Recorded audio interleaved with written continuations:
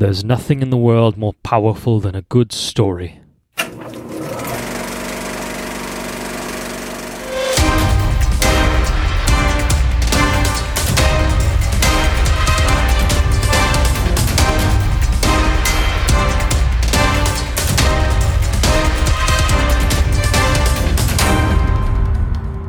Welcome to Watch, Review, Repeat. This is the podcast where two best friends discuss the latest in film and television and then do it all over again the following week. My name is Colton Brown, and joining me is Andrew Meadows. Colton Brown. I don't know if I'm in the frame or not, but Colton Brown. We're finally recording this fucking episode.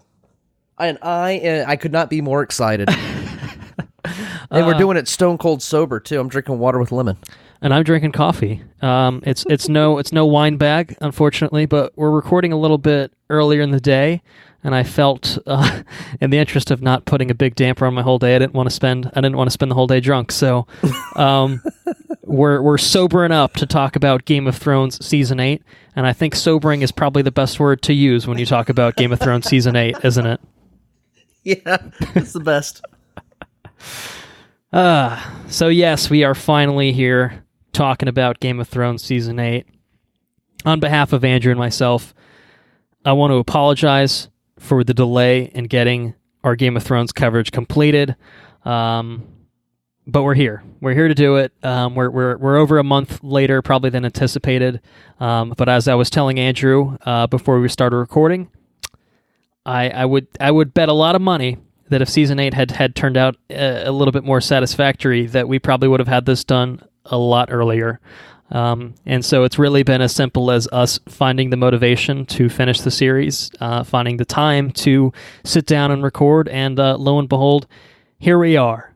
Sometime later, we're ready to put the Game of Thrones coverage behind us. It's not to speak ill of the series in general, but the last stretch has been rough. Rougher certainly than anticipated. But we're here, and because we've taken so long with getting this out the door, what we're going to do, this isn't officially being considered a bonus episode, not that it really matters, but we're going to basically treat it like a bonus episode. So we're going to skip news, we're going to skip most of the fluff, the usual fluff that we like to talk about, and we're going to get down to business and just talk nothing but Game of Thrones. And in that way, it'll kind of work together nicely alongside our Game of Thrones episodes. If anyone ever decides, hey, I'm going to watch Game of Thrones in a few years' time, and hey, I remember those two jackasses having a bit of a conversation about it back in the day. You have 8 complete episodes to listen back to back to back to back to back to back to back to back to back. I'm not sure if that was 8 backs. We'll find out when I edit it. But you have that available to you, and it's a nice kind of tight coverage. Well, I don't know about tight. It's a coverage of it. All right, we can definitely say it's a coverage of it, and it is our coverage. It is our exclusive coverage of Game of Thrones season 8. And I will say this before we get going. I've obviously had conversations with people about the season, yourself included, Henry, and many other people that watch Game of Thrones, and obviously had thoughts of their own on the last season. But I've tried to stay away too much from listening to like reading stuff about it too much, just because I'm like, I don't want to have like other people's thoughts like super filter into mine. So I'm thinking that what will happen on the record today is obviously, we've had over a month now to process it all and to accept it, I suppose, for what it is. And so some of these thoughts aren't going to be as fresher because we're a little bit, far removed from actually watching it ourselves. And let's just say we didn't have the inspiration to go back and really rewatch it for one reason or another. I'm not sure. We'll talk about it, certainly. But my hope is that what we're saying here doesn't just feel like us parroting everyone else, because I'm sure everyone else has heard a million things about the season already. Certainly we're going to talk about similar things, I would have to guess, just because there's certain things that stick out and demand to be talked about. But I'm hoping it doesn't feel too samey, and I'm hoping it feels like a natural kind of conclusion to what we've done with our coverage of the series up until this point. So, without further ado, Game of Thrones Season 8 is sort of based off of characters created by George R.R. Martin. I'm not going to say that it's based off of anything the man's written, because I have my doubts. and I certainly hope that it's not based on anything that Martin himself has written / plans to write in the future, hopefully. But we'll see. This aired April to June of 2019, earlier this year, obviously. David Benioff and D.B. Weiss, the most popular people in Hollywood at the moment, were the showrunners on this. Wonder where they're at right now. Did you hear they're going to pop up at Comic-Con? Oh, first ever public appearance since the airing of the final season. No, I didn't hear that. It's going to be a bloodbath, I think. Oh, no. It stars Peter Dinklage, Nikolai Coster-Waldau, Lena Headey, Emilia Clarke, Kit Harington, Sophie Turner, Maisie Williams, Liam Cunningham, Cadiz Van Houten, Natalie Emmanuel, Alfie Allen, John Bradley, Isaac Hempstead Wright, Gwendolyn Christie, Conleth Hill, Hannah Murray, Rory McCann, Jerome Flynn, Christopher Hughes, Joe Dempsey, Jacob Anderson, and Ian Glenn. Now we're going to do it one last time, and we're finally going to put this fucking bit to rest. We're gonna bury it in the backyard. All right. Let's talk about the state of Westeros as per the fine folks over at the Game of Thrones wiki, where we begin as season 8 arrives. So seasons 1 through 7 have happened, and let's talk a little bit about that. So after 8,000 years of standing between the 7 kingdoms of Westeros and the lands beyond, the inevitable has finally happened. The wall has been breached. Mounted on the reanimated corpse of the dragon Viserion, the Night King has blasted through the ancient fortification and obliterated the castle of Eastwatch by the Sea. The army of the dead, now numbering over 100,000 whites as well as the White Walkers, is headed straight towards the north, bringing a winter that could become another long night, one which may last forever. Unfortunately, the political and military strife within the 7 kingdoms is not yet over. Control of the Iron Throne is still being contested, as in King's Landing, Queen Cersei Lannister is determined to stay on the Iron Throne at any cost. She has allied herself with Euron Greyjoy, and Randall Tarly, and Cersei's armies have won several victories against the invading forces of Daenerys Targaryen, and have sacked the Tyrell stronghold of Highgarden in order to pay off the crown's debts to the Iron Bank of Braavos. But despite the larger threat to the realm, Cersei is content with allowing the army of the dead to devastate the north in order to rid her of her enemies before focusing on the threat herself. Tyrion Lannister tried once again to convince his sister to put aside her enmities and unite with Daenerys against the army of the dead, but his pleas fell on deaf ears. And although she has promised a military alliance with the Dragon Queen, Cersei instead brokered a backroom deal to hire the Golden Company, the most powerful mercenary army in Essos, to destroy all of her enemies at once and solidify Lannister rule over Westeros. Those guys are the real deal, let me tell you. For Jaime Lannister, who has stood by his sister all their lives, this is the last straw. Disgusted at Cersei's willingness to allow the realm to perish if it means that she can retain her crown, he has abandoned her and is now heading north to honor the pledge he made to fight against the enemy facing them all. From Dragonstone, Daenerys and her allies, the Dornish, the Iron Islands, and the Reach, Daenerys has attempted to retake the Iron Throne and restore her family dynasty. Unfortunately, her plans went disastrously wrong. Her plans went disastrously wrong. One of her key allies, Olenna Tyrell, has been killed, and Yara Greyjoy, Ellaria Sand, and Tyene Sand were taken hostage by Euron Greyjoy, who also single-handedly murdered Obara Sand and Nymeria Sand in a spectacular engagement by Euron's forces. Oh, so spectacular. Ellaria was tortured by Cersei Lannister in retaliation for the murder of her young daughter Myrcella Baratheon. And Cersei poisoned Tyene and forced a chained Ellaria to watch while her daughter died a slow death. Meanwhile, Yara Greyjoy remains the prisoner of her uncle Euron, and her younger brother Theon has rallied the few remaining Ironborn loyalists in an attempt to rescue her. Now, frustrated by her losses, Daenerys has decided to ambush the combined Lannister-Tarly forces with her Dothraki horde and one of her dragons, and although she succeeded in winning that battle, she recklessly burned the wagons of grain en route to the capital, which she needed to feed her own forces.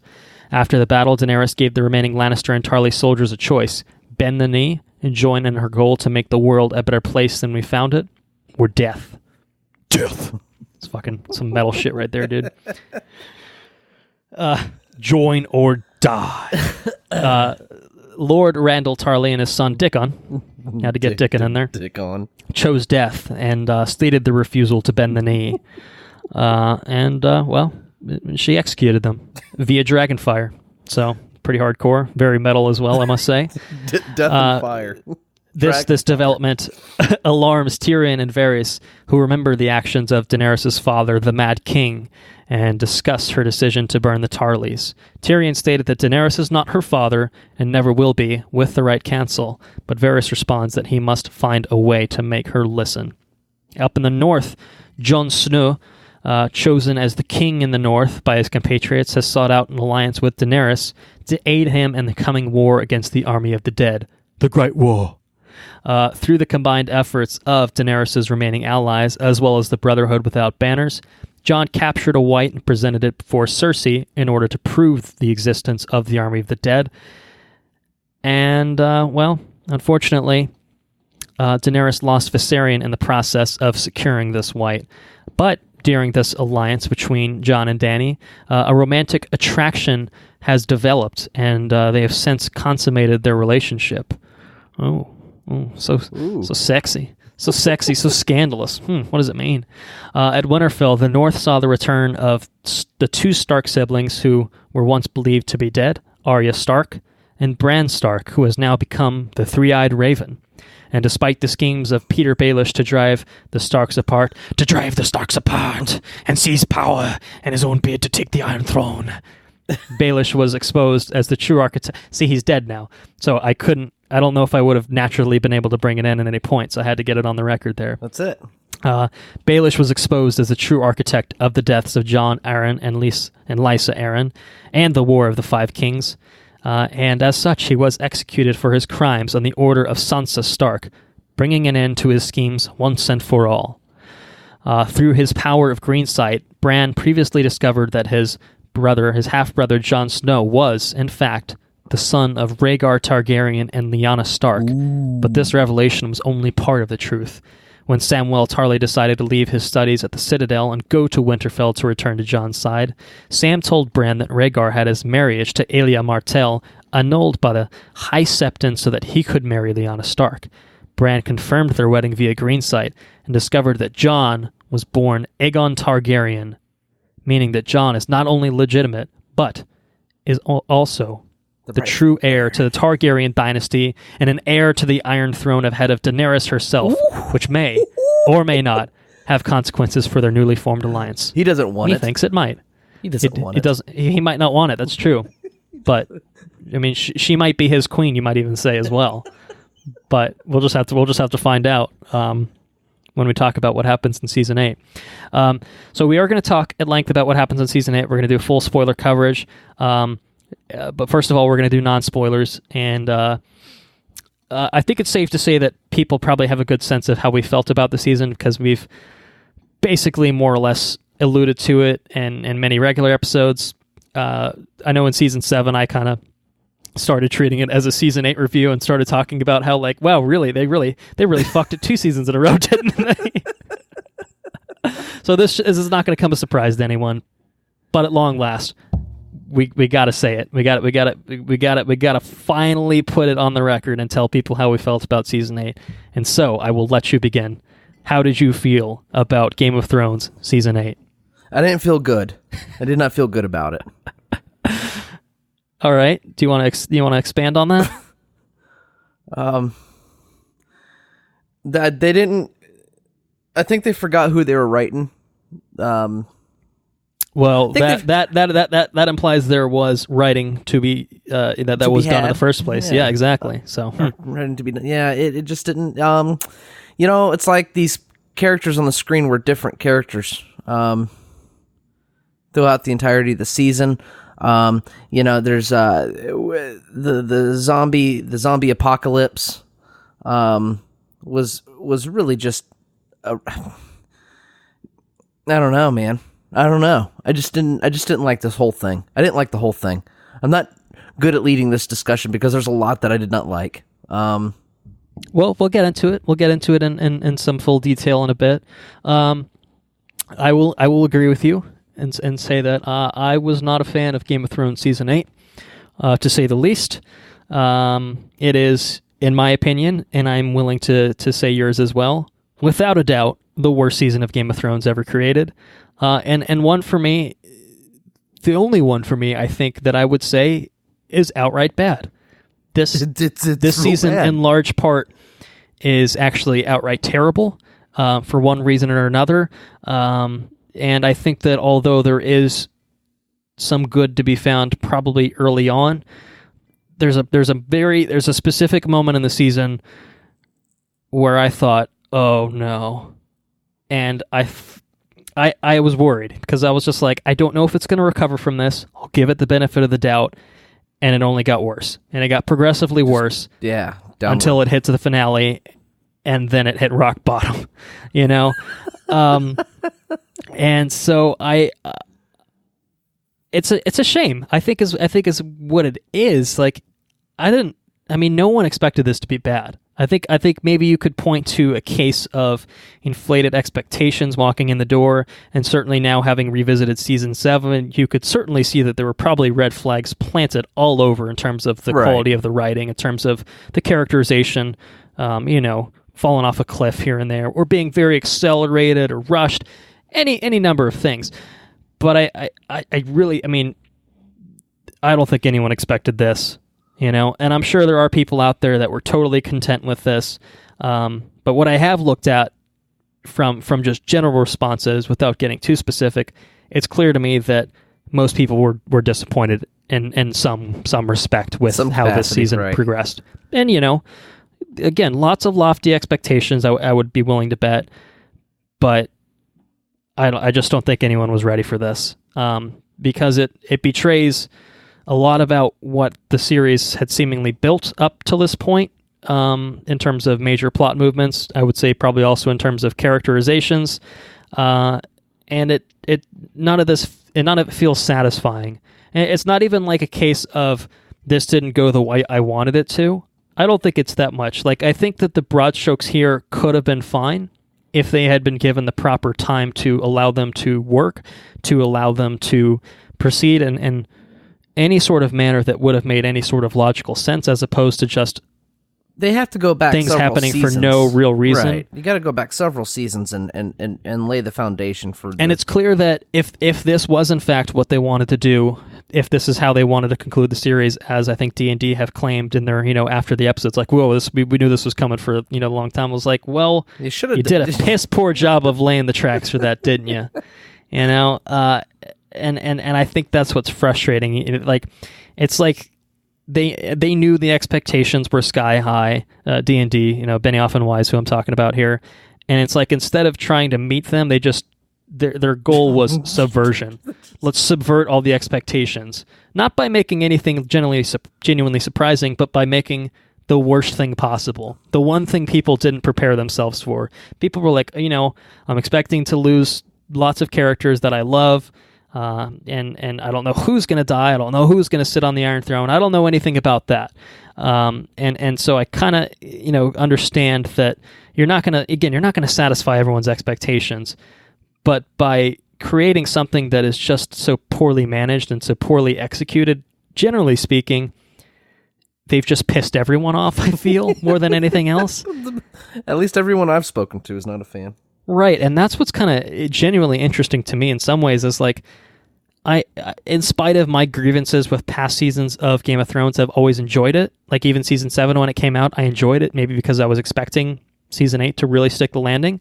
And everyone that I've talked to enjoyed past seasons, even they're like, yeah, that was kind of stupid, or their whole quest to get the white from north of the wall, like, yeah, it was really dumb, but it was kind of fun. They fought a polar bear that was undead. Like, hey, we had fun with it. Yeah. And here it's just like, I don't get that sentiment anywhere. Maybe it's because people know, like, oh, this is it. There's nothing more to look forward to, or to dread, I guess, as it turned out about halfway through the season. There was just nothing here.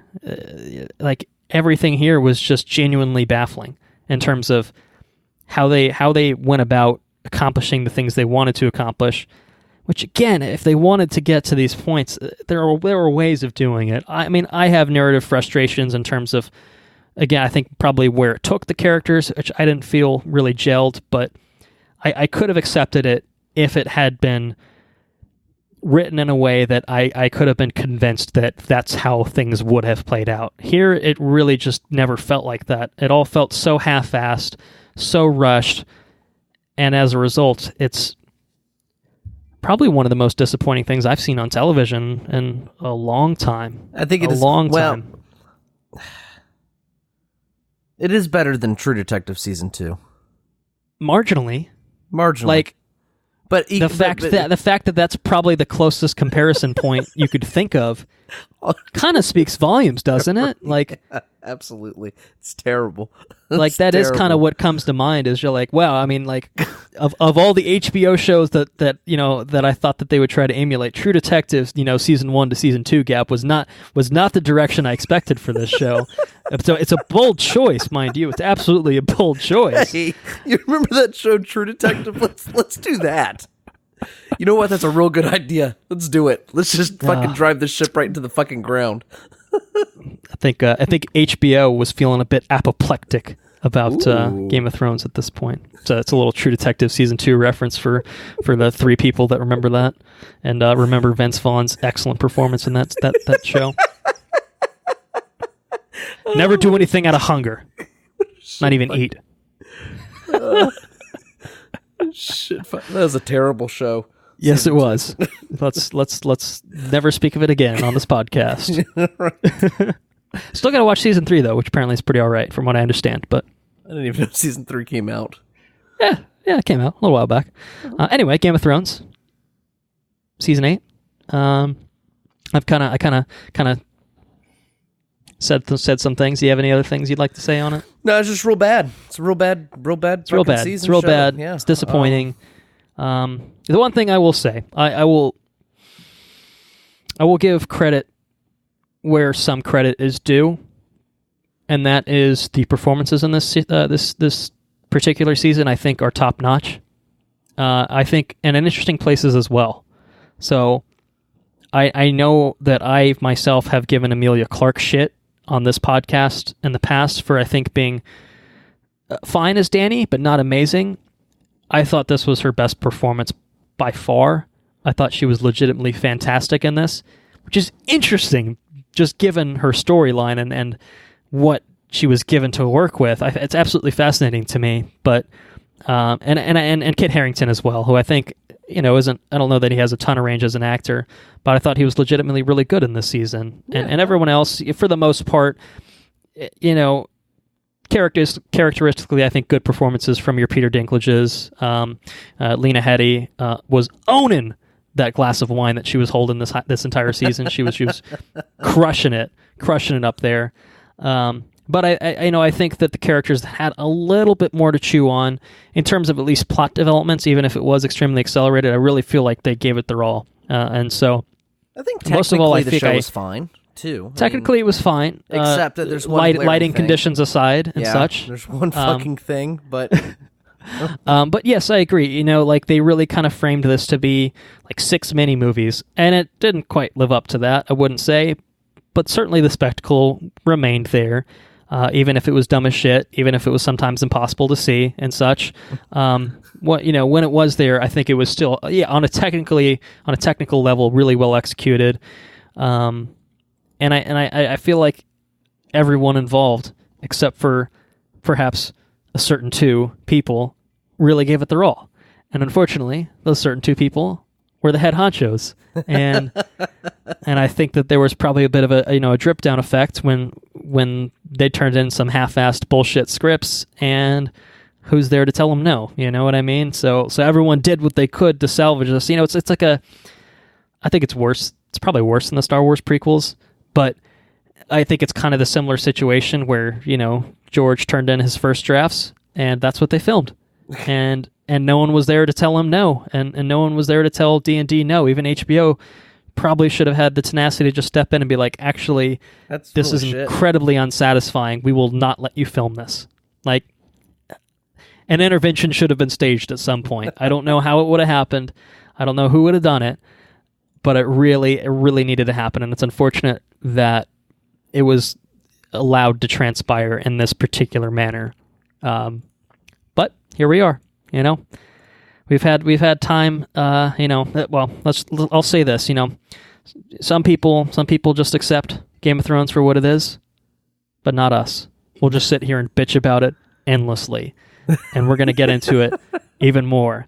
So do you have any non-spoiler thoughts you'd like to say, or would you like to we just proceed need to dive on? right into spoilers, because I mean that's where That's where the meat's at. the longer we're doing, we're just beating the dead horse at this point, right? That's it. So let's do full spoilers for Game of Thrones season 8.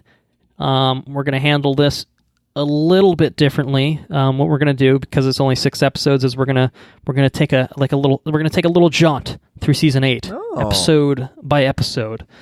Now, this is true of both of us. Neither of us have seen any of these episodes more than once. I'm not sure that any of us will ever watch these episodes more than once. Maybe in a few years. No. Maybe.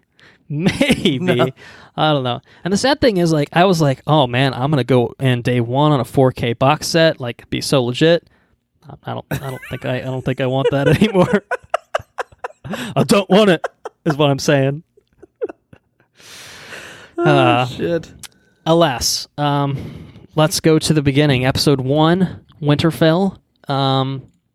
So I my understanding, or at least my guess, my probably educated guess, is that since it's been a minute for this, you probably don't remember too much about the individual episodes. Probably just broad strokes of things that were like, wow, that was really bad, or like, wow, that was really good. Except there probably wasn't a whole lot of the latter. But I remember a little bit. All right. Well, I have a little bit of a synopsis on the episodes if you want to follow along. So episode 1, Winterfell. I mean, first of all, let me ask you this. Like you were hyped as shit when you were starting the new season, right? Like back in the day, if you can remember, like, sky high, like I said. Yeah, okay. And then after 1 episode's worth, do you remember feeling deflated at all? You were like, oh, nope, still on pace. Like, not much happened, but cool. Like, like I can't wait to see what happens. Like, yeah. So I thought the at the end of season 1 or episode 1, at the end of episode 1, I remember thinking not a whole lot happened. Kind of a boring episode, but that fucking ending was really cool. I legitimately jumped when that. I think when that kid was. Is it a kid? It was Umber. Yeah, okay. Kid. Yeah, he was. He's up on the wall and comes alive. I legitimately jumped, and I was like, "Oh shit, that's really fucking cool." And then the fire, how it lit up in fire, and like that cool design. That was really sweet. And I was like, "Oh, and episode 2 is when it's going to come down. It's going to go down in episode 2," but it didn't. Well, no, it didn't. We'll get there. Absolutely. But yeah, no, it did not.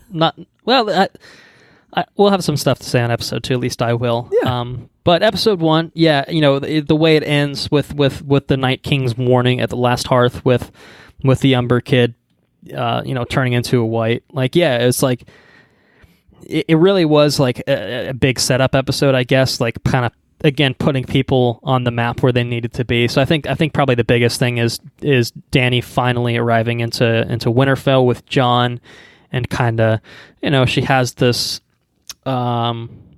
not so a cold reception, you might even say. At Winterfell, where people aren't really trusting of her. They're looking at Jon being like, really, this white-haired bitch? Like, yeah, there's a lot of that going around from I think both the people of Winterfell and some of the other Starks, i.e. Sansa. Sansa not having it, not too thrilled, I wouldn't say. But I think there are some good things that happen in episode 1, even if overall, and this is something I talked about on season 7, is just like they spent like 7 episodes not really like pushing the needle in any sort of major way. This is another one where it's like, okay, so you have your final 13, and you've now had 8 episodes to this point. There just hasn't been a lot of momentum still. Like it's still very much like moving the chess pieces around, and it's just like, okay, like I'm willing to forgive it this time because it's like it's the first episode of a season. You know that because there's only 6, shit's going to go down sooner or later. Turns out being slightly later, obviously, than you anticipated, but at the same time, they are still setting things up, and I think there are good moments to be had. I think in this particular episode, I think for me noteworthy, Jon and Arya having a reunion. That was nice. I think is really great. Those 2 characters on screen was really, really nice. One of the goofiest things that happens in this episode, arguably the entire series, just outright goofy, I think, is when Jon and Dany go on their flight together. I don't know if you agree with me or not, but I just remember watching that and thinking, like, this is so fucking goofy. It's not like cool. It's not like, like an intimate moment. Like, I just remember like just the way it like looked, and I'm like, this is, I don't know, man. This just feels like bad fan fiction right now, and it is in a way. It effectively, all this is just bad fan fiction.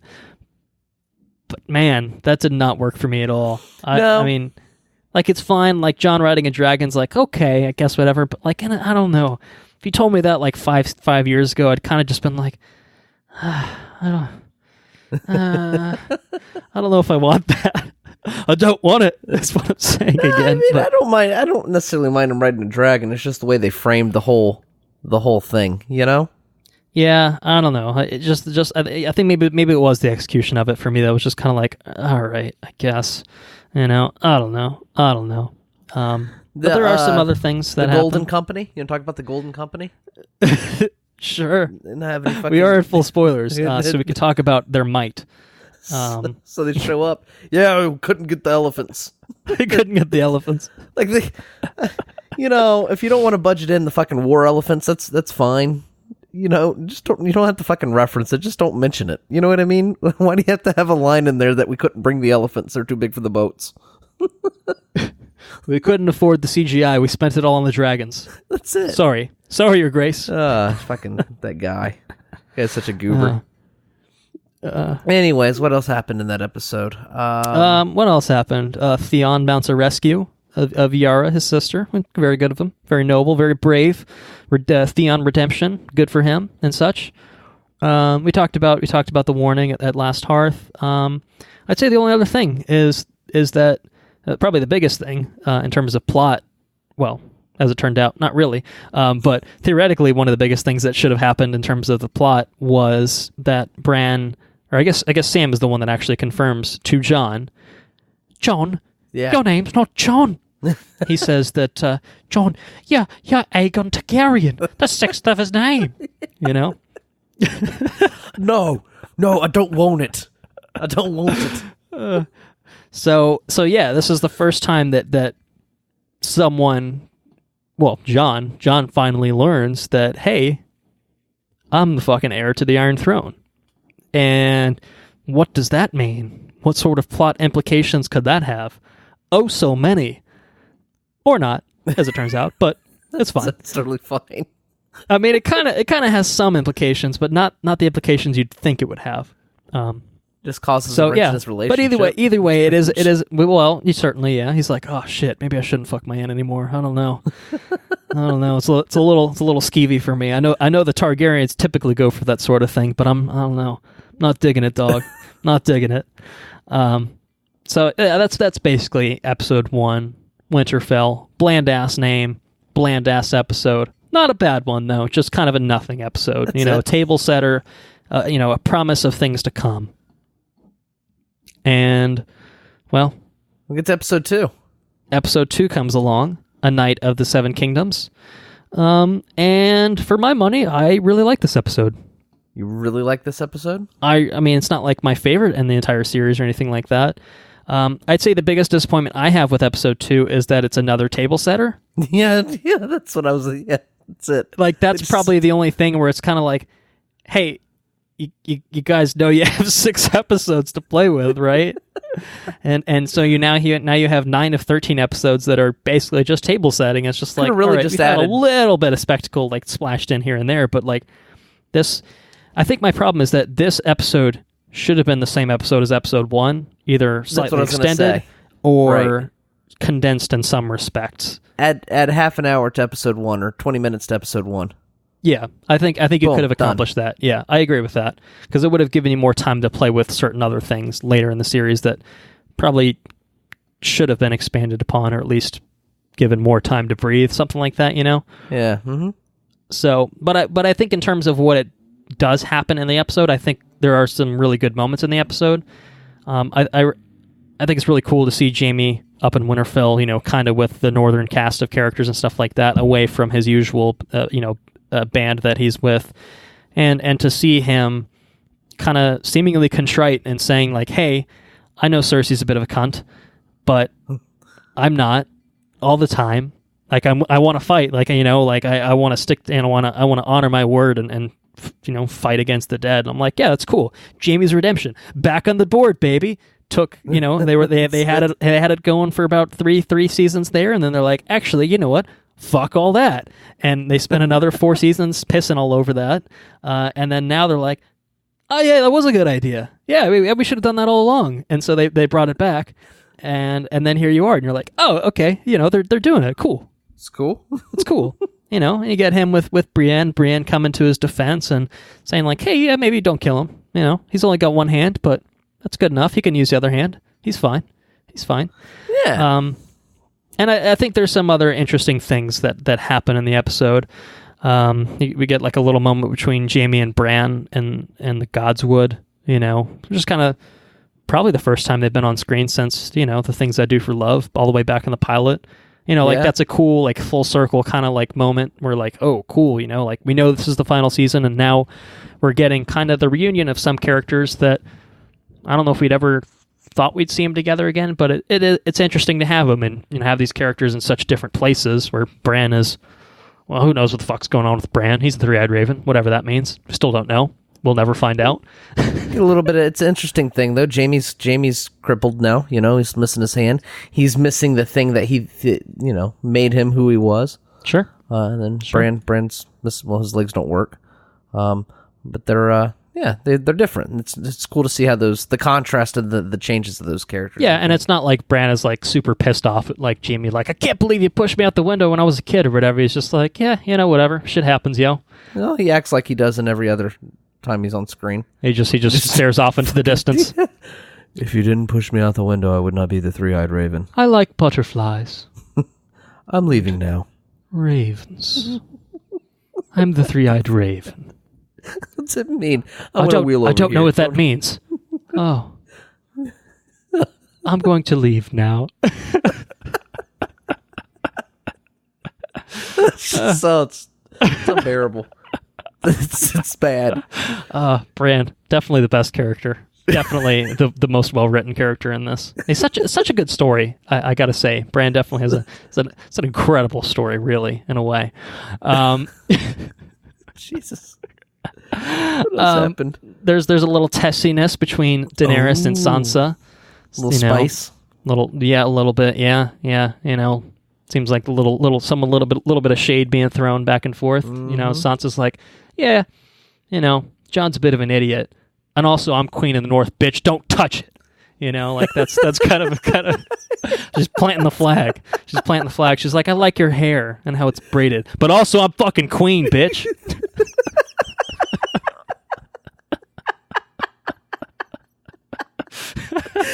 They go to hold hands. Bitch, don't touch my hand. Bitch, don't touch my hand. I'm the Queen of the North. Don't you know who I am? I'm the Queen in the North. Bitch. That's it.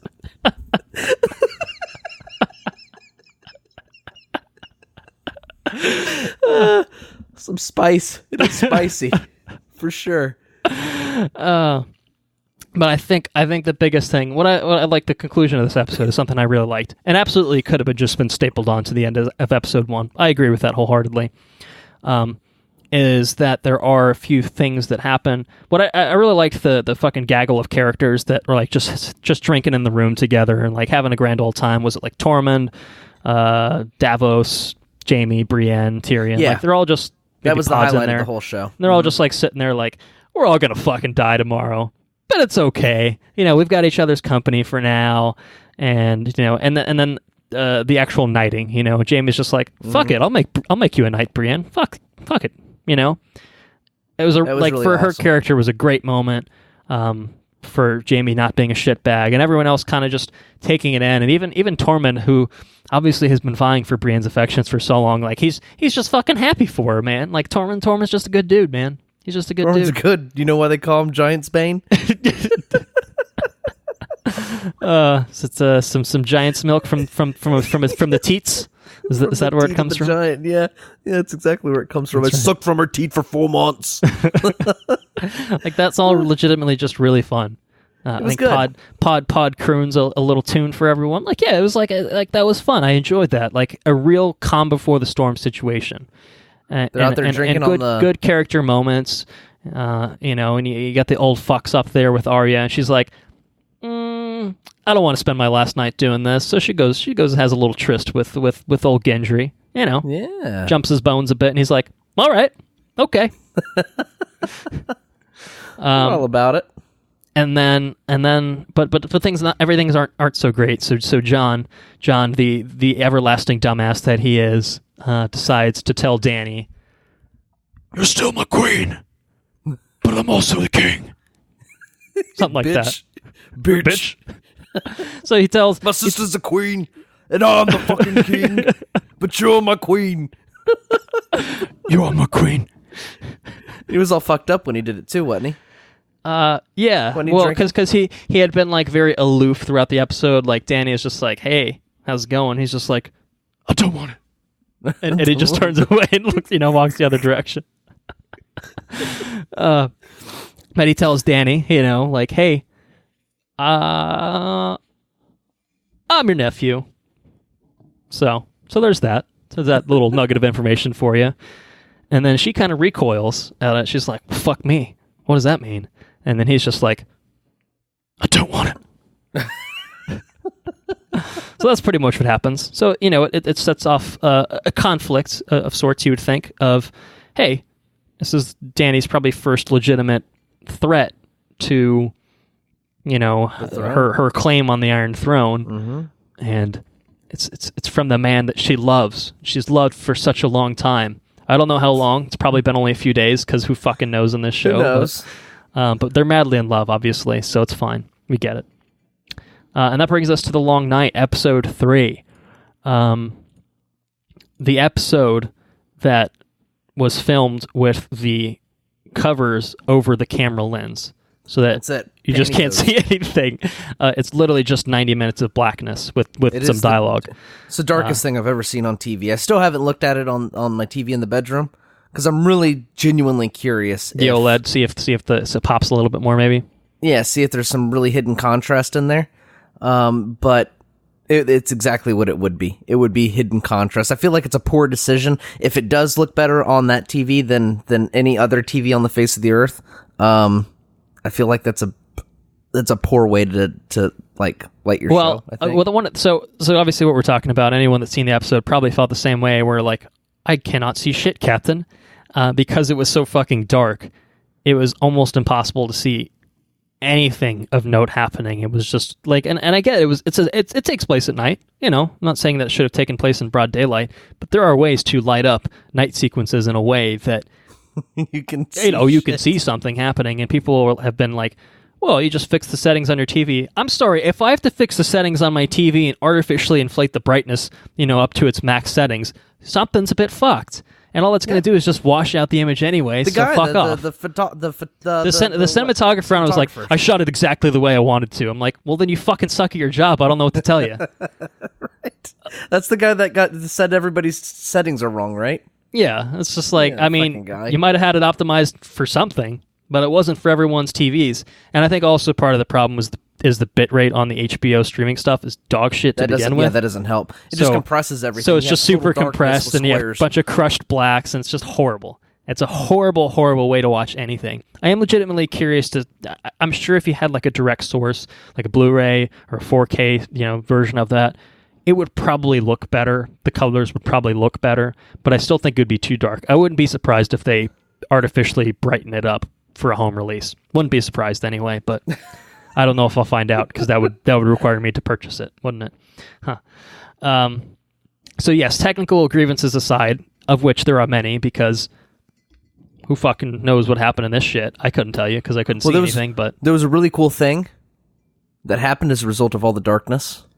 Was it the flames, man? The flames. Fucking swords all lit up. The light up the Erics. Yeah. Yes. Yeah. That was really fucking cool. That was pretty cool. I think what was even cooler than that is that they just decided to march for no reason into nothingness and then just get snuffed out just as quickly as they marched in there. Just immediately, they just Like there's all this the whole big Dothraki. fucking like big hurrah moment. Like Melisandre lights everyone's swords up. They're like, oh shit! Like fuck yeah, they're gonna light these motherfuckers up, and then they just get snuffed out within like 2 seconds. Why do they even march? But Like, why Jorah do they... made it out. Well, yeah, that's true. One of my favorite things is that the Dothraki were very clearly all murdered here. From what we could see, granted we couldn't see everything, but to me it was very clearly implicated that the Dothraki are gone. Yeah. And or were they? well, we'll find out, I suppose. But the final ride up the Dothraki, good on them. Good on them. They went out the way that they lived their lives, which is just fucking riding around on horses with swords and shit and fucking swinging them around and yelling a bit and, having a grand old time, really. So there was that. But this whole episode is this is finally, you had 2 episodes of build up, and then boom, you have a payoff, maybe not the payoff, a payoff of sorts, and that you have the Battle of Winterfell, which is, the Night King comes knocking on the front gates of Winterfell and says, "Hey, let me in." And you have this big confrontation, and the whole thing is another extended battle sequence courtesy of Miguel Sapochnik, who has worked on Battle of the Bastards, Hardhome, episodes of that nature. And I think technically, from what I could see, it's all pretty well executed, aside from the brightness levels and stuff. But that really obfuscates a lot of it. Like I know there's big sequences of dragons in the sky, and I'm like, I don't know what's covered happening. up by fucking clouds. Yeah, it's just like clouds everywhere, and I'm like, I guess maybe you just didn't have the real budget to do it the way you probably wanted to do it. But I'm like, I don't know, man. It's kind of fucked if I just cannot see anything. Like it doesn't have any impact on me if I'm like, I don't understand what I'm seeing. I visually don't understand any of this. There was no real consequences to this episode either. Well, I think there were. There was one. I think there were some consequences. They weren't the consequences that I liked, but like they had the World War Z zombie thing going on, right? They're coming over the fucking ceiling. They're all over the place. You got Jamie and everybody pinned up against the wall fighting on, and they're just standing on mounds of fucking zombies, chopping them all down. And I mean, there's so many fucking zombies, right? They should all be dead. I concur. That's I think one of my biggest complaints with this episode, aside from its resolution, which I think is a narrative backstabbing of the entire series to this point. I'll talk about that in a second. The way that they shot it, it's really, really actually just bizarre, because it's like they wanted certain characters to live. Sure, that's fine. And some characters did die. We'll talk about that as well, but like the way they went about accomplishing that was just so fucking bizarre. It was like, yeah, you had Sam. I think Sam's like the most egregious example for me. Sam is like laying in a pile of bodies, crying his eyes out, just like stabbing to his sides for what seemingly is a good 30 minutes of time at a bare minimum, maybe an hour or so. And I'm like, he's dead in a minute, like tops, like, you know what I mean? Like there's no way. Like Jamie's got one hand, he's just slashing side to side and like pinned up against a wall. All of the Dothraki. Yeah, that's all of the Dothraki. An entire group of people got fucking murdered in within in 2 seconds. Yeah, and then like Brienne's like pinned up against the wall. I'm like, Brienne's a badass. Let's not dispute that, but like, just pure attrition, man. Like just it's numbers, a numbers game. Like there's fucking thousands of these things theoretically swarming them at this point, and we kind of see that. Be one thing if they were in an enclosed environment where like they're only filtering in a few at a time. But it's like they're coming over the fucking walls. It's like some Dynasty Warrior shit, man. Where like there's like fucking thousands of enemies on the screen, and they're just like it's really video gamey in terms of its approach. You're like, you just like hit X one time and you kill fucking 7 enemies at once. It's like what? It's goofy as hell, shit. And the way that they constantly cross-cutted between all these guys, like, I'm just stabbing left and right for like 20 minutes. I'm like, huh? What? Right. Like, you could have done that for like a few seconds and we're like, actually, we need to fucking fall back and get into like, get inside the castle or something. Like, I don't know, because like they did that with Arya where like, she had like her stealth sequence and shit. And like I could at least buy into cool. Arya. Yeah, that's what I mean. Like around. I could buy into Arya sneaking around and like she's avoiding a handful here and there. And it's tense because theoretically, even just a handful of these guys should be able to bring anyone down, even Right. even ultimate badass Arya, who as we know from season 7 is the baddest motherfucker in the land, from all But her she's training in having to sneak Bravos. around. Right. Right, Doesn't make and so any like that sense. worked, and like there were characters that ended up dying and such, but like I don't know, like yeah, the way they shot it all was just not convincing, I guess. Like it felt very hollow, like some of the most egregious examples of plot armor that this series has ever seen, where it's just like, look, I get it, you like Sam. Sam's a fan favorite. Don't fucking put him out in the open. Stick him in the crypts, man. The safest place through all. There will be no danger in the crypts. There's nothing wrong with having you standing next to a bunch of dead people that can be raised by the fucking Night King who has the power to raise the dead. There's nothing wrong with this plan. As it turned out, right? As it turned out, it actually worked out pretty well because in spite of the fact that they, lo and behold, they did raise the dead in the crypts, I don't think anyone major died down there. Like, we're fine. We're fine. It was all a bit silly. So that was another thing that was silly. They should have been with fucking... What about Bran?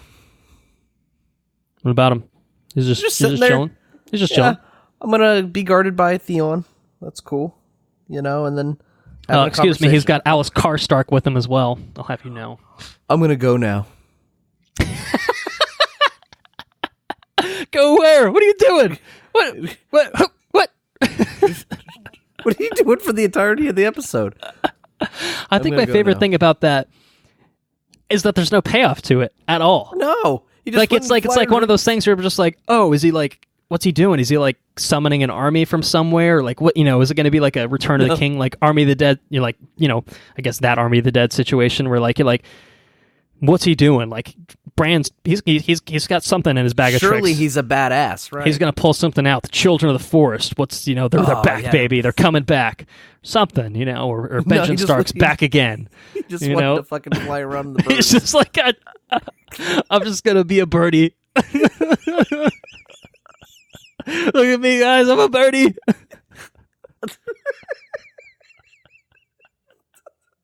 That's all I wanted. That's all I did. So what I liked so much was that so many people speculated like what he was doing at that point in time was going back in time to like set various events in motion to like somehow lead to some sort of thing happening, and that they were going to explain that in future episodes as to like how the Night King ended up where he did, where he ended up where he did, where Arya ended up where she did, like all these like things, and like just to play like, oh yeah, instead of just flying around like a little dipshit for like an hour, He was time he traveling? went back and like he was setting everything, he was setting up the end of the Night King as it turned out. But no, he was just flying around like a little birdie. He was just being a little birdie. Oh man. Some stupid So I think shit. the one thing that I think I talked about it a little bit earlier. There was a moment in the season where I thought, oh no. And for me, that moment was when Arya stabbed the Night King and he disintegrated into ice and such. And I didn't hate that as a moment, even though I'm still not sure where Arya jumped from. Was it a tree? Was it a ramp that the production set left lying around, like the Starbucks coffee cups they left lying around? I don't know. And the water bottles they left lying around? I don't know. What was it? But I don't mind that as an endpoint for Arya the badass, even though I still think that's completely undeserved to see her character like that. I get it as an endpoint. It was just kind of botched execution to get there. For me, it's a narrative betrayal of the entire show. They've spent seasons now talking about how the Great War, like there's only one war that matters, and like all this bullshit about how like the Night King is the real threat and the Game of Thrones, if you will, has been a giant fucking distraction. Only for them to turn around and say, actually, JK, we've subverted your expectations. It turns out it was the Game of Thrones this whole time. That's really the big deal. And like that's kind of like they spent seasons now talking about how like the petty squabbling of like who wants to be on the Iron Throne is fucking stupid and it's a waste of time. And it's just like it doesn't matter. Like you can rule the fucking Seven Kingdoms, but they might be fucking all dead. So have fun with that It's like or whatever. been the whole thing since like the very first from pilot. Yeah, the literal cold open is like the White Walker's return, and like what does that mean? And to see that kind of slowly taking shape up until this point, and this is your payoff, and it's just like, hey, this is halfway through the fucking season. Like, what's episodes 4 through 6 about? Like, is there more to the Night King than we see here? No, there's not. This is it. This is all you get. And I think what's also frustrating is the fact that the White Walkers are useless assholes in this entire episode. Yeah. Like, they do nothing. The Night King does nothing except just menacingly stare at people. And the White Walkers also never draw any weapons at all. And it's just like, look, if you're going to do it this way, at least let them do something. Take a dragon out, maybe there's going to be a dragon that dies in the next episode. Maybe, maybe you'll have them take one of them down with them. Maybe they'll kill some important characters in a shocking and horrifying, gruesome manner. Anything really to establish that, hey, these guys weren't just a big fucking joke the whole time. Right. But as it turns out, they were just a big fucking joke the whole time. And it was just like, that's not satisfying in any way whatsoever. I couldn't see anything this whole fucking episode, and then you fucking twist the knife at the end, both literally and figuratively for me, of like, hey, what? Like, that's it? That's what you went with? I don't know. Maybe I was deluded by the fan theories of how people were saying, like, the Night King was going to go separately down to King's Landing and ruin shit there. I don't know. For me, the Night King, the Army of the Dead, the Whites, the White Walkers, that's always been the end game. And for them to turn around and say, actually, no, it's not, to me, betrays everything about this series. And I guarantee that if A Dream of Spring ever gets written, it will not play like this. If anything, it'll be the opposite way, where you take the Iron Throne and bullshit off the board before this happens. I would bet good money on that happening. So, yeah, I got to say I was a little pissed about that. And it was the moment for me, like that was when I think the switch flipped for me, being like, I'll see where they're going with this, and that was the moment where I'm just like, actually, you know what, fuck this. And I still watched the rest of the season, obviously, but I was just like, they're going to be hard pressed to recover from this for me personally. And then I think they just fucked it even more as it went on. Interestingly enough, for I think different reasons, but to me, this was kind of like, this was really the beginning of the end for me. And it was the moment where I kind of just emotionally detached from it and started watching it more on like not even like a hate watching basis, but I'm just like an indifferent basis. Where I'm like, I have no reason to care anymore. I've lost any sort of investment in any of this. And I'm not going to, like, I didn't want people to die in this episode, but like, there was no lasting consequence to this whatsoever. Right. Really. I mean, you lose Theon, and he, goes out like a champ. You're a good man, Theon. Thanks, idiot who just spent around fucking an hour flying around as a raven. What are you, dipshit? Good. And a good kind of completion of his arc there. Jorah protecting Dany at the end. Good completion of his arc there. Cool. Lyanna Mormont going out like a champ. Good for her, I guess. Not really a major character. A fun character, obviously, one that we've enjoyed since she appeared in I think, season 6. But, like, kind of a nothing character to kill off. Beric Dondarrion going out like a champ, protecting Arya. Cool, good. Again, yeah. Good resolution of his arc. But there's nothing shocking about any of this. And Dolores said, like these are kind of the most obvious candidates to go off the board. Like, I think even if he had, like, the Night King kill Arya in that moment, at the time that she kills him... Oh, man. That'd be shocking. She'd still be the fucking hero of Winterfell, but if she went out too, like, oh, man, like, that would have been... No one would have expected that. And I still think you could have had that payoff with her, because she doesn't do anything in the rest of the season anyway, other than just walk around and look shocked and like, oh, like that's her role for the rest of the season. She has no narrative arc for the rest of the season. Any narrative arc they set up for her, they just piss away immediately. She does have a narrative arc.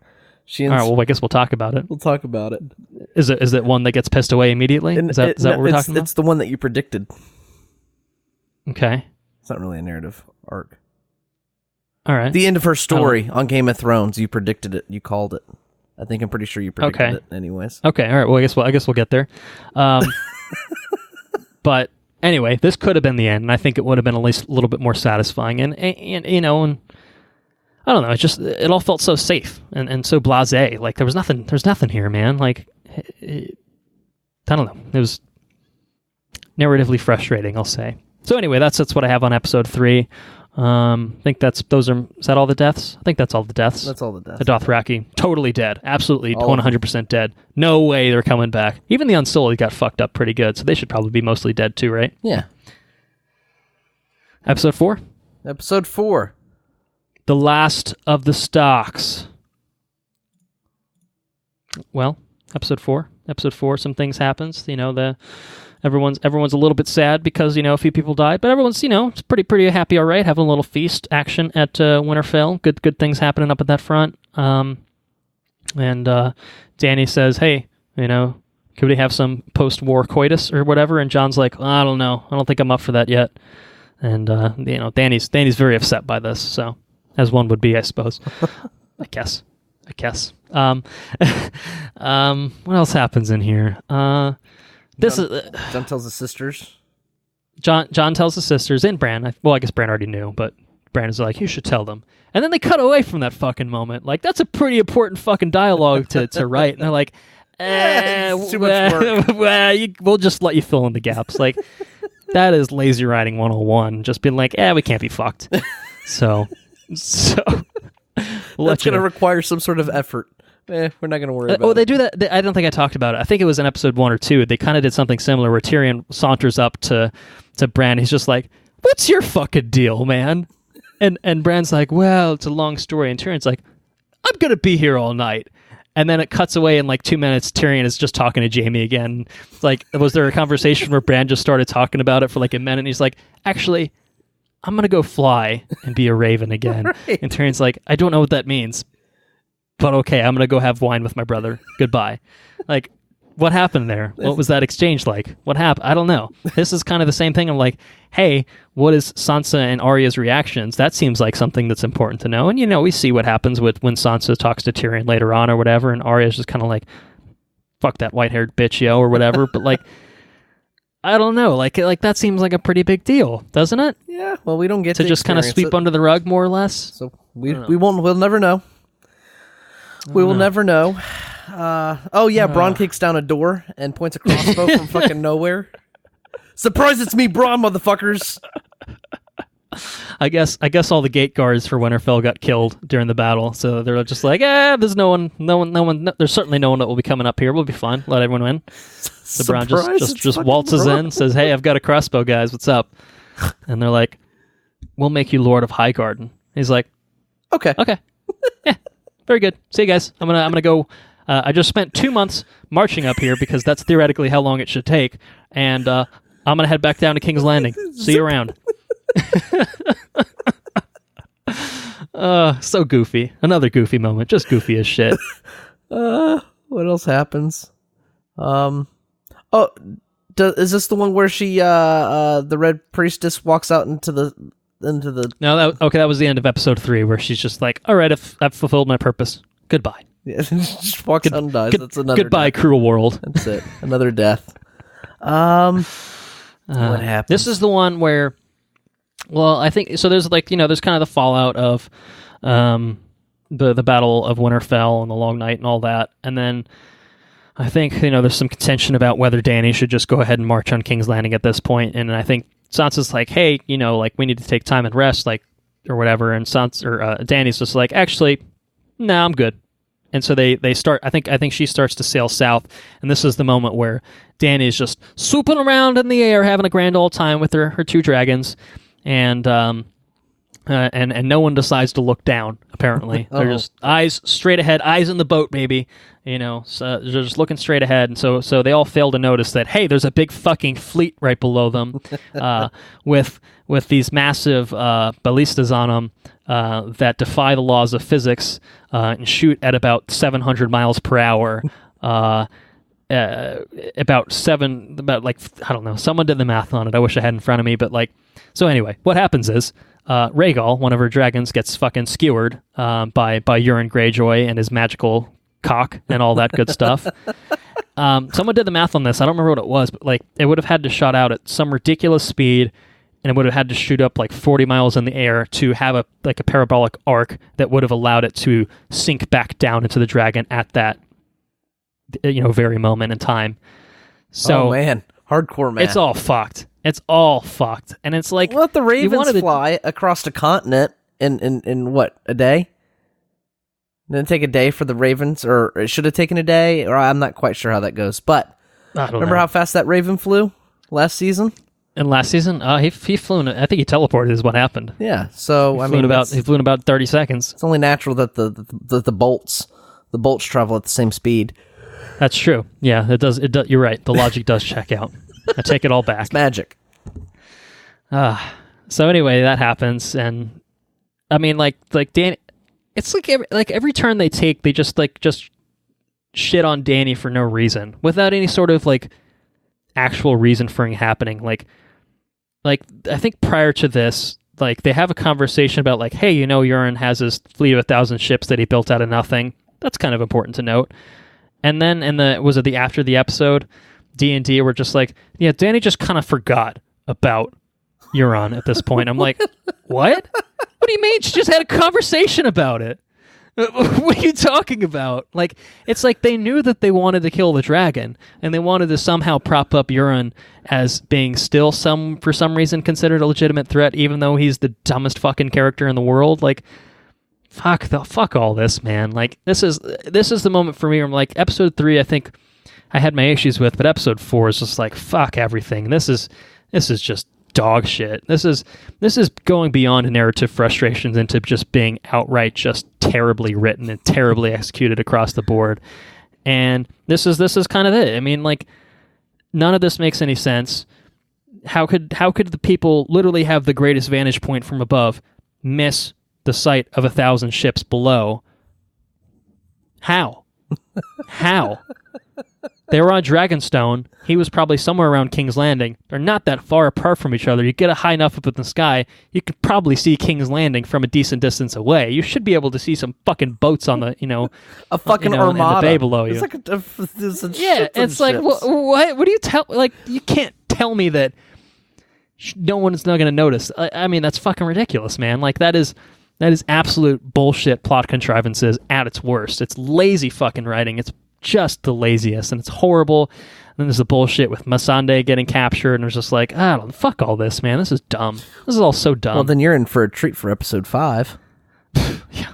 Well, let's say episode 4, another narrative fuck up is, wait, we forgot we abandoned the Jaime redemption storyline. And I know we decided to bring it back early in the season, but actually he just loves Cersei so much he has to go back down south. So stupid. So that Jaime, they reduce Brienne to just a crying version of herself, which I think is also a character assassination in of itself. But they also character assassinate Jaime in the process by being like, actually, I just can't stay away from Cersei. I just don't know what's good for me or whatever like that. And so they have him do this, and I thought for sure when I watched it, I'm just, like, maybe I was just putting way too much faith in this fucking dumbass writers at this point. As a side note, episodes 3 through 6, all written by David Benioff and D.B. Weiss. I'll let you do the math. Okay. It all explains everything, doesn't it? It does. It's very clear. Like, I thought that it would be setting up like Jaime's thinking like, okay, Cersei's gone too far this time. I know what I have to do. But no, it's just Jaime just saying, I just miss my sister a lot, and I thought I could try not being a shitbag again, but it turns out I'm just the biggest shitbag there is. So see ya. And it's like, what? Like, what? I don't know. I don't know. It's absolutely fucked. So anyway, episode 4 ends with Tyrion, the dumbest motherfucker in the world at this point for some reason, marching up to like the walls. So there's a whole gaggle of them that just like march up to like King's Landing to the gates, and the whole line of King's Landing is lined with all these fucking magical crossbows or the ballistas and shit. And Cersei's there, and just like she waits for Tyrion to like walk up all by his lonesome to like, hey, this is gonna be all right. We don't have to kill each other or whatever. And it's just like, this is also dumb. It's also dumb, and it's just like, and in some ways, it's still, it's not like to say it's quite as much of a character assassination, but like, Cersei would have fucking murdered Tyrion on the spot. She's been trying to kill him. She should have. I mean, and she absolutely should have, because she would fuck up everyone there. The dragons are just dancing around in the back. You know what I mean? Like, they're just chilling back. Or one dragon, I guess at this point, the one dragon is just out there, like, licking his ass. You know what I mean? Like, shoot him with the bolt. Like, you've already established the magical crossbow within this very episode. Just kill them all right there. You've won, Cersei. Your fucking work has been done for you. You've done absolutely nothing but sip wine for a season and a half. And by golly, your plan's paid off. You know what I mean? Like, You've let Dany's army basically destroy themselves somehow, but she doesn't, and it just ends with like this kind of flat note where Missandei gets beheaded and Grey Worm's sad about it and Dany's pissed about it. I'm like, yeah, sure, I get that, but I don't know, man. I just that's what I say about that. It's just not anything, man. It's just not anything. It's real bad. Like it's also real bad. That's a true statement. It's real bad. So that's what I got on episode 4. And then we're getting into the real saucy ones, if you ask me. Episodes 5 and 6. Episode 5, the bells. Ring a ding ding. What's happening here? It's the worst. Oh my goodness. Oh, is it the worst? It's the fucking worst. Well, so it begins with Varys, who tells Jon, like, hey, Dany's about to lose her marbles, man. You're the king. We'll follow you. And Jon turns around and looks very forlorn, and he says, she's my queen. I don't want it. That was a side note. This is purely a side note. I've talked to Andrew about this already. We haven't been able to find one online yet, but I think we both want to design a shirt, a Game of Thrones related shirt, where on one side of the shirt it says, she's my queen, and on the back it says, I don't want it. I think that would be the greatest shirt of all time, personally. I would wear it every day of my life. It would be a real Scooby-Doo Shaggy type situation where he always wears the green shirt and the brown pants. It's just all the same shirt. I'll just have nothing but the same shirt. That's awesome. But anyway, the bells. Varys goes bye-bye because he's like, actually, fuck you, Dany. You're crazy. You crazy bitch. And he gets burnt to a little crispy crisp. And Tyrion, I don't even know what the fuck Tyrion's doing at this point. Oh, I think Tyrion Dany's told on Varys, right? Yeah, that's kind of what it was. And Dany's like, hey, Tyrion, if you fail me one more time, I'm going to fucking burn you alive too, you motherfucker. And he's just like, that's fair, I suppose. I have been a thundering dumbass for several seasons now, haven't I? You're absolutely correct in your assessment of my abilities as a Hand of the Queen. Absolutely correct. Well, so what Tyrion does is he goes to find Jaime. He's like, Jaime, hey, can you convince Cersei to, not be Cersei or whatever? Right. And Jaime's like, all right, yeah, I'll give it a go. So Tyrion lets Jaime out because he'd been captured prior to this point.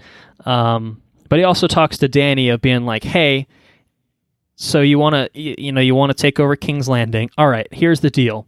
If we can force him to surrender and ring the bells, you'll stand down. That's the deal.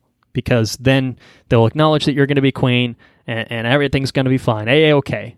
And so Dany finally makes her move on King's Landing, which is kind of cool. It's like, all right, finally, you should have done this a season and a half ago, and you would have won handily when you had literally the full forces of everyone behind you, the entire world except for King's Landing behind you. And you're across like the fucking bay. Yeah, and you're a fucking 20-minute boat ride away per the rules of this world.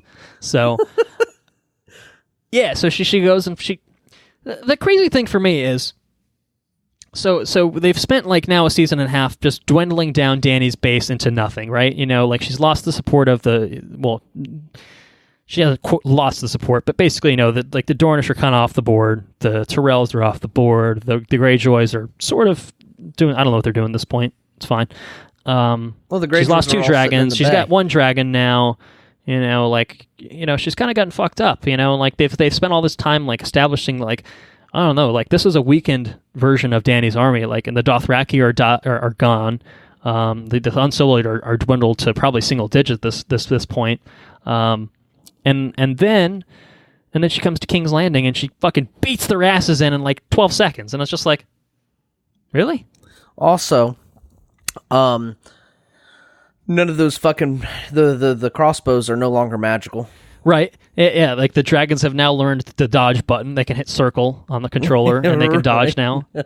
All of them. All the ships. So they dodge all that. So castles. she just fucking raises all of them like in like 10 seconds. The Golden Army, the badass mercenaries. The fucking Golden Army gets fucking trampled in like half a second. Literally one shot. It's one frame. Literally one shot. They just get fucking crumpled to nothing. The most badass, most powerful army in the world reduced to nothing in like half a second. The Dothraki are resurrected from the dead. The Dothraki have been magically resurrected. Turns out Daenerys was the true Night King all along. Right. The Unsullied are somehow gaining numbers at this point. I'm not sure where they're recruiting, but they're coming in, baby. Reinforcements, all right.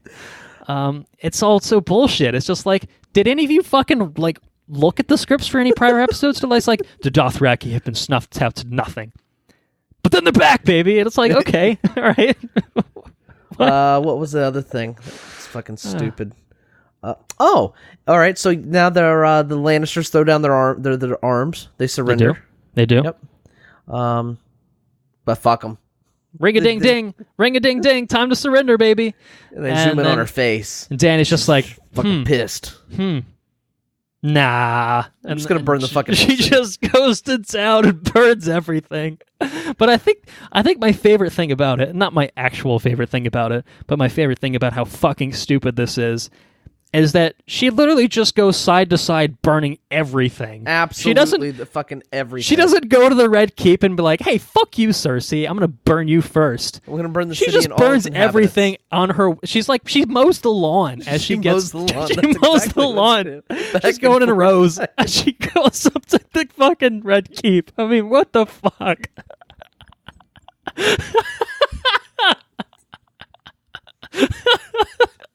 Murders absolutely fucking everyone. Everybody's like, we need to get the fuck out of here. Jon says we got to get out. Everybody's trying to run away. But then, like, Lord. the Dothraki are just like, oh, this is a good time to start raping everyone. And then North are like, that's a good idea. I should have been a Dothraki. You know? Then you've got, you got the Star Wars battle with the fucking Clegane. Fucking Clegane Bowl, baby. Hell yeah. Stabs him in the fucking head. Tackles him through the wall into the fire. It's so over the top. So over the top. I also enjoyed how like Arya accompanies the Hound down this way, and she's like, I'm gonna kill Cersei. And he's like, you should turn around. She's like, yeah. All right. And like the whole episode is Arya just getting covered in ash and like looking around like, like that's Arya's storyline of this episode. Is just like, oh, this is all shitty, isn't it? I'm like, yeah, we get it. Because Dany's fucking burning the entire city. Just burning everything down. Oh man, what's the deal with the white horse? Or was that the next episode? No, that's the end of this episode. She's like, oh look, there's a white horse. I don't know. I don't know what that fucking means. Oh, okay. I don't know what that means either. Who fucking what else knows? Do we got? Oh, we yeah. Can't... You got Jamie and Euron fighting for no reason down in the fucking bottom. Down in the caves. I'm gonna be the man that killed the kings. I don't know what he says. Fucking stupid ass character.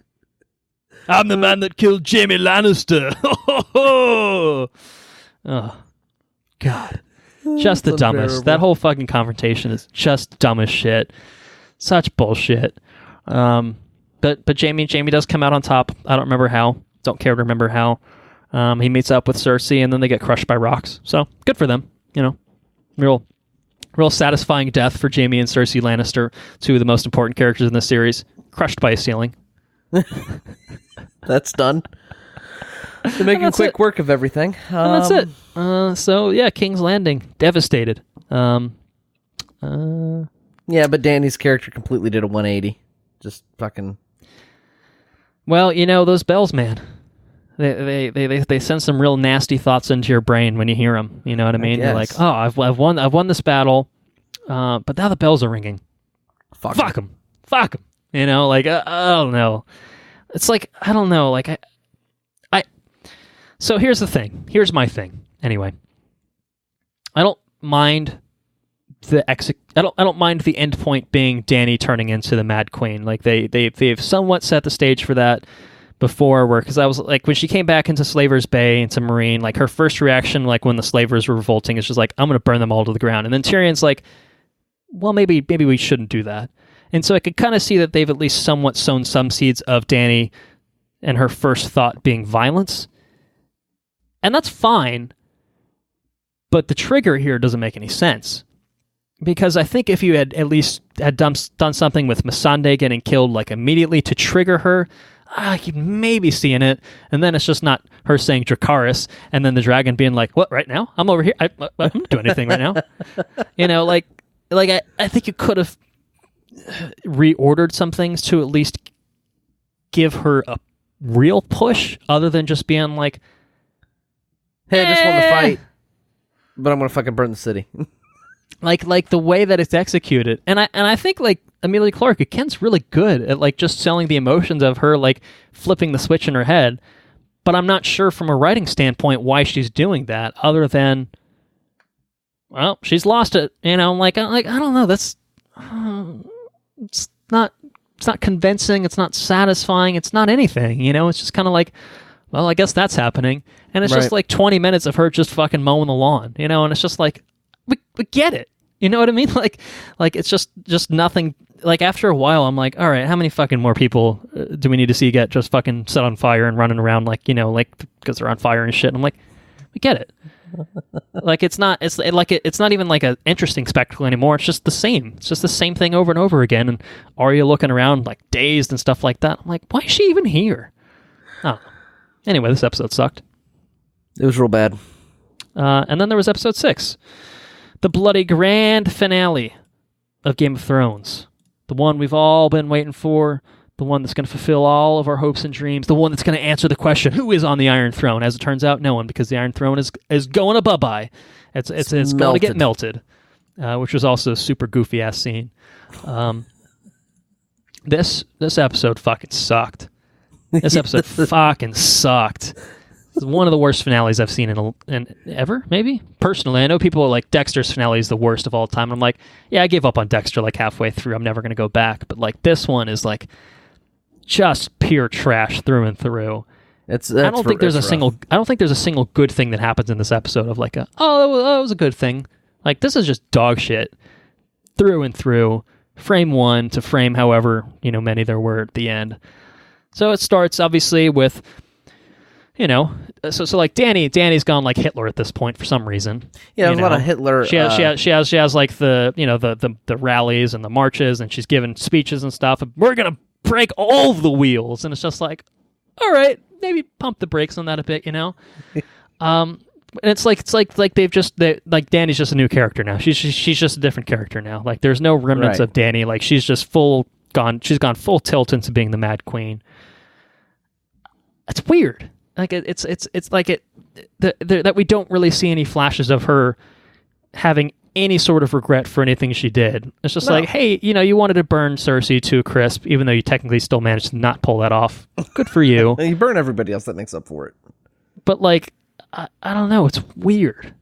It's weird. And then Jon is obviously conflicted because Jon's kind of good. And I guess we should probably talk about the fact that Jon has done fucking nothing of note to this point.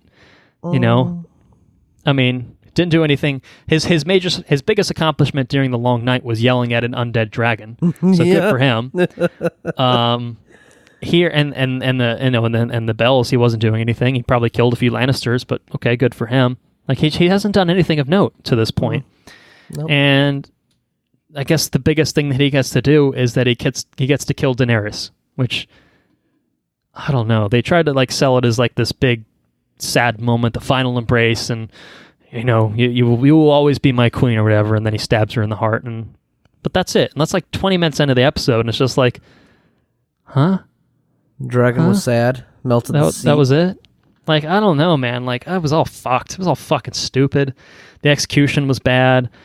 Doesn't make sense for either of those characters at that point. I don't know. I hated everything about that. I hated all of it. But I somehow hated everything that came after it even more, which is really quite impressive. Are you talking about the people trying to select a new king? Yes. So the absolute mad lads over at HBO, D&D. So they have this idea to have a time jump after this, and I think the dumbest thing for me, first of all, is the fact that upon discovering that John killed Danny, the first reaction from Grey Worm and the company isn't to just murder him. It's that we should put him in chains and keep him imprisoned for however long, alongside Tyrion, who's also imprisoned for however long. Here's the question. Here's a real question. Okay. How did they know that John murdered the queen? Because he's a dumbass and he probably told him. Oh, okay, that's fair, I guess. Because the dragon took her body, right, and flew off somewhere? Yeah, that sounds right. That's true. But he probably told him because he's John, and that's what he would do. Guys, I killed her. I killed my queen. I did not want it, but... Where's our queen? I killed her. What? Why would you tell anyone that? There's no evidence of this. I didn't want it. I didn't want it. I don't want it. Anyways, yes. Okay, so yes. So basically, there's the Dragon Pit Council. All right. So there's the time jump, and all the lords of Westeros are gathered, and there's some sort of council that is overseeing the Seven Kingdoms. I guess at this point, you've got kind of representatives from all the houses there. So I think Sansa's there, Yara is there. Greyjoy, Bran's there. There's a bunch of randos there too. There's some fucking random people we've never seen just sitting there and they're Gendry. Wasn't Gendry there? Yeah, well, I think he got promoted at some point. Oh, that's right. He's the river. He's the river or Storm's End. Storm's End. Yeah, that's right. Yeah, so he's there. There's a bunch of them there, just kind of a gaggle of them hanging out but Grey Worm is listening to them for some reason, I think, and it's just why? I don't understand the logistics of any of how this is playing out. Who assembled this council? Why is anyone listening to any of these guys? How is this not just complete chaos at this point? I don't know. None of it made any sense to me. The way they organized all that, and then they're let's bring out the prisoners, and they bring out fucking Tyrion, and Tyrion just goes on this fucking dumbass fucking thing about stories, and they're we got to pick a new king. And Sam's there. Sam's why don't we put it to a vote? We can have everyone vote. And everyone's just oh, you're an idiot, Samwell Tarly, you dumb fuck. Oh, you are the dumbest motherfucker in Westeros, are you not? And then there's that. But then there's Tyrion just mumbling some inane bullshit about stories. You know who has the best story of them all? Is Bran the Broken. Bran the Broken. He's a cripple. Look at him. He's got no legs at work. He's got all our stories. Fucking stories. Lord have mercy. So this dumbass motherfuckers think that Bran should be fucking king. I think we should have Bran be the king, and everyone's just oh yeah, I think that's a good idea. He likes to fly around as a raven for an hour sometimes. What?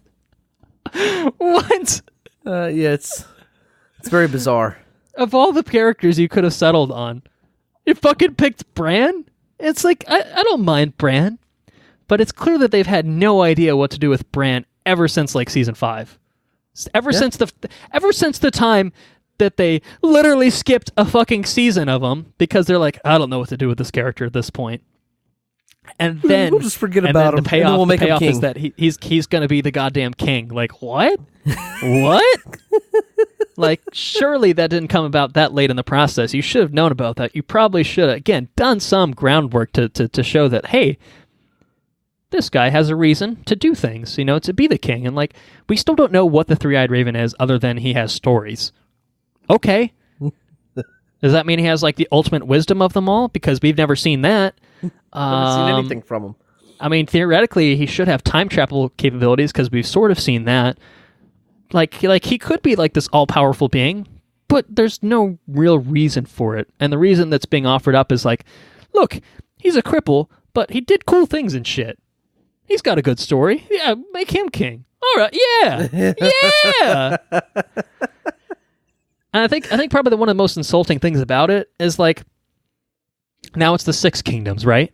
And so the North has separated to be their own kingdom, and Sansa is queen in the North.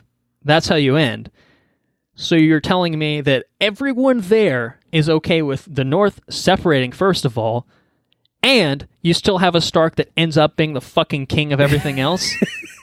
I'm sorry. If my name was Yara Greyjoy and I've been looking to have the Iron Islands, independence for this entire fucking series, I would raise my hand and say, yeah, we'd like to be our own kingdom. And like, but she just sits there and she's like, Bran, what an excellent choice. What a bold choice, Tyrion. What an excellent... Oh, yes, his story is most compelling. I concur. Like, what? What the fuck are you talking about? Doesn't make any sense. It's crazy. Meanwhile, John's grown a luscious beard off in his little prison cell. So, yeah, and he's I don't know, dude. He's my king. He's the king. He's my king. He's my king. He's the only. It's like the most kingly person there, besides the fact that he did stab his love in the heart. Because she killed the city and everything. I don't know. Well, I think that's what pisses me off is that there's this whole big deal about Varys writing these little notes about hey, actually, Jon is Aegon Targaryen. He should be the king. But then that arc never goes anywhere. No one ever floats the idea of saying that, hey, Jon is the true king. Why don't we see if anyone wants him to be king? Like, that's never floated. I don't care if he don't want it or whatever, you know what I mean? Like, no one ever addresses that again. So the whole revelation of... sticking around? What's that? Was he just sticking around just to make sure that justice came to Jon? Who, Grey Worm? Yeah. I think so. But then, but for me, it's just who gives a shit? Like, why is anyone listening to Grey Worm at this point? You know what I mean? It's just fuck you. You don't, you can go home. You can go wherever. And, they literally are we're going to go sail to Noth, to honor Missandei. And, as soon as they leave, they'd just be actually, Jon, you can come back. You don't have to stay north of the wall. You're fine. You're fine. No one gives a shit. No one gives a shit anymore. The only one that wanted you dead is gone. Yeah, just go live at Winterfell. It's going to be fine. I don't care. Actually, you know what? Just rule the fucking the Six Kingdoms at this point. Bran's an idiot. All he does is just fly around as a raven. He's the Robin Aaron of King's Landing now. And who was the hand? Was Tyrion the hand? Tyrion is made hand of the king. Yeah, oh. I think. Well, I forget the exact line, but it's something someone says something to Bran. Is do you accept? He's like, well, what do you think I've been doing here the whole time? And I'm just like, oh, fuck you, fuck all of you. Go to hell, you fucking assholes. Yeah. I'm just that is the dumbest thing I've ever heard in my mind. Why'd you think I come all the way down here? Oh, God. It's so bad. It's so fucking stupid, man. It's frustrating, isn't it? It is frustrating. So anyway, I think we should probably get around to wrapping this up. Arya decides to sail west of Westeros. Yeah. You said I predicted this? I don't remember predicting this. I think you predicted that she was going to go off on a boat somewhere. Oh, I think I probably did. Yeah, that sounds about right. I don't think the specific west of Westeros, but yeah, Arya's on a boat. Sure, why not? Her story ends with her on a boat. She's just gonna fucking sail away. She's gonna sail away. Where's she going? Who knows? There's no one to know. Sansa, Queen of the North. I think that's fitting. I think that's probably my favorite character conclusion of any of them. I think that totally makes sense. Yeah, I get that. The dumb shit about Sam bringing look at this book. It's called The Song of Ice and Fire. Look at me. I'm an idiot. I'm like, oh, God. I mean, you know what this feels like to me? It reminds me a lot of something. It reminds me of the Harry Potter epilogue, where it's just the dumbest fucking thing possible. Oh, with the kids? I've named my kid Albus Severus. And I'm like, oh, my, just go to hell. Please stop. Please make it stop. This is Harry Potter Jr. And I'm like, oh, God. This is the worst. This is the absolute worst. This is my fucking nightmare. It's just the dumbest shit possible. But Bronn got high water. But yeah. High water, high garden. High garden, yep. Bronn, Lord of High Garden, good for him. I honestly thought they weren't going to bring him back, but they did bring him back, I think, slightly towards the end. I think, was it Pod and Brienne, aren't they Kingsguard at the end? For Bran the Broken, something like that. Something they like are. that, I guess. I don't know. Who gives a shit? And old Jon Snow, Tormund. You gotta. John's gonna go back to the Wall. He's got to be part of the Night's Watch. What are they watching? Who knows? There's nothing to watch, but he's gonna be up there, and That's just it. Why do we need the Wall anymore? The Wall's fucking broken. Like, I mean, you just ride a horse over the Wall. Like, what's the Night Watch now? What is it? I don't know. I don't know any of these things. You don't have the answers to my questions? I don't. No, and I'm not sure that anyone does because I don't know that there is an answer. They've got to watch 4 changes in the weather from the north. They start there. Keep the I don't know. I don't know. But It's all bad. That's it. That's the end. That's it. How it ends. It's bad. It's real bad. It's unsatisfying. It's dumb as shit. It's everything that we've said, and it really fucking sucks. I think that's the biggest thing for me is, even though there have been, I think ups and downs in terms of the series, it's never been this bad. It's never been outright insulting, I don't think. For an entire season at that, No, and even then, like, moment to moment, like, there are things that I'm like, I don't know why they did that or whatever, but, like, yeah, this is, like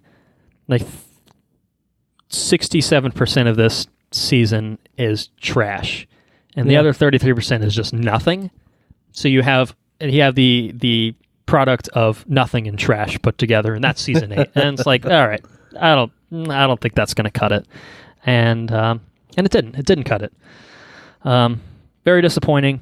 At the same time, it's cathartic to just rant and rave about it for an hour and a half plus now, because it's been a long time coming, and even a month on, when it would have been worth. If we had done this a month ago, we'd have been here for fucking hours, just absolutely losing our minds.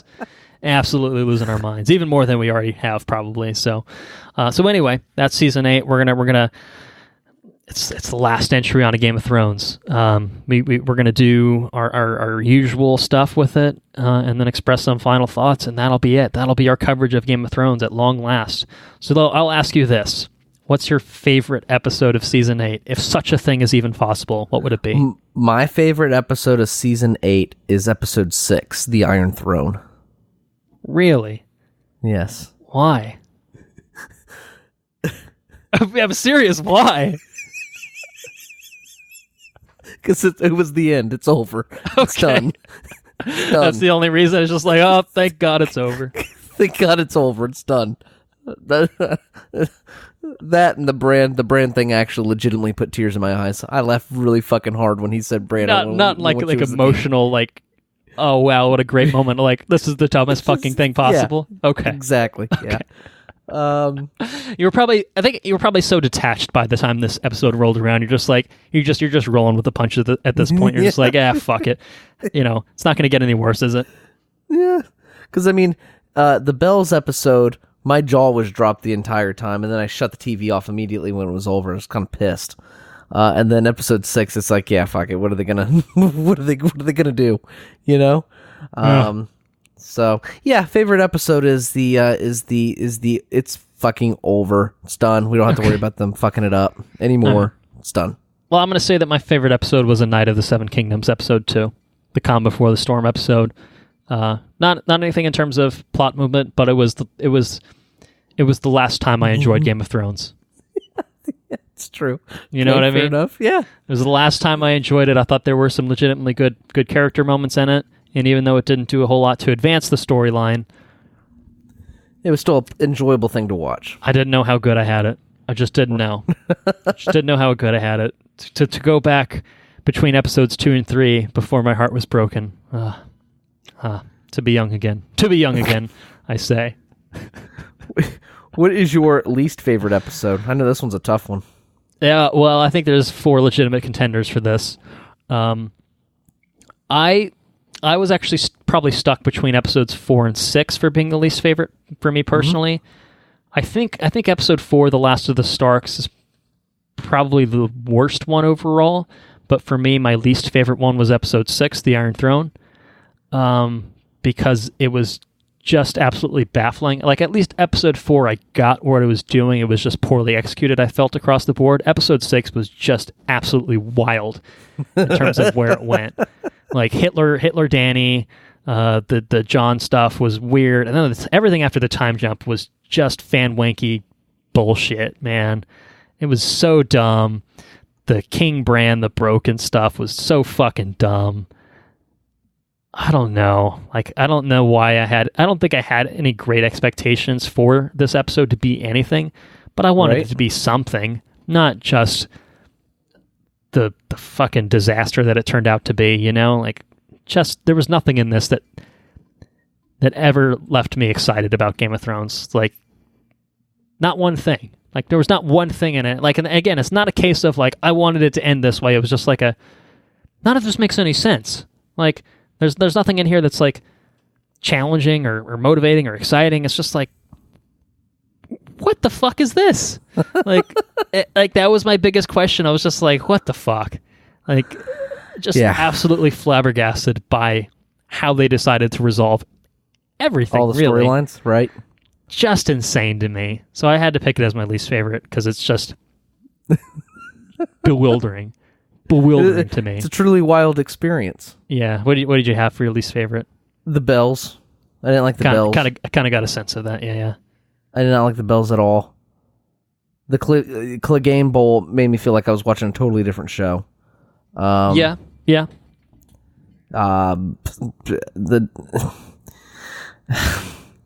Tyrion going to try to Tyrion's plan to convince Cersei. Stupid. Execution of Varys, like the most Weaseliest fucking, like, he's the master of fucking spies, can't prevent his own death, which doesn't make any sense. The